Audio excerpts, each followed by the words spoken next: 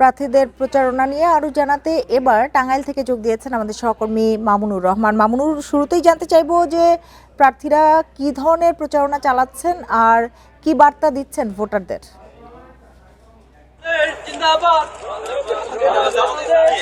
প্রার্থীরা আসলে প্রতীক বরাদ্দের পর থেকেই সেই ভোর থেকে মানে রাত পর্যন্ত তারা তাদের যে প্রচার অভিযান সেটা প্রচার অভিযান চালিয়ে যাচ্ছেন এবং ভোটারদের কাছে টানতে তারা নানা প্রতিশ্রুতি দিচ্ছেন।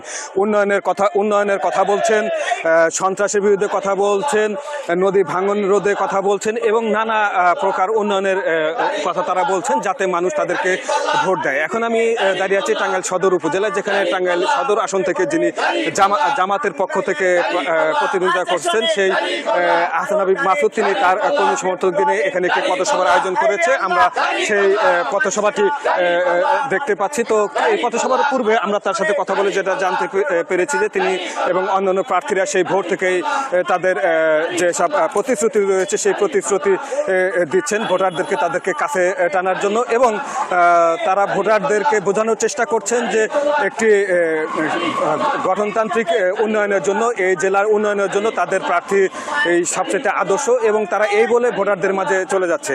আমরা যেটা দেখেছি শুধু এই প্রার্থী না, যেসব প্রার্থী রয়েছে টাঙ্গাইলে, যে মোট 47 জন প্রার্থী টাঙ্গাইলে 8টি আসনে তারা তাদের কর্মী সমর্থকদের নিয়ে তাদের এই প্রচার অভিযান চালিয়ে যাচ্ছে এবং আমরা যেটা দেখেছি যে ভোর থেকে প্রায় মাঝরাত পর্যন্ত তারা কিন্তু তাদের এই প্রচার অভিযান চালিয়ে যাচ্ছে।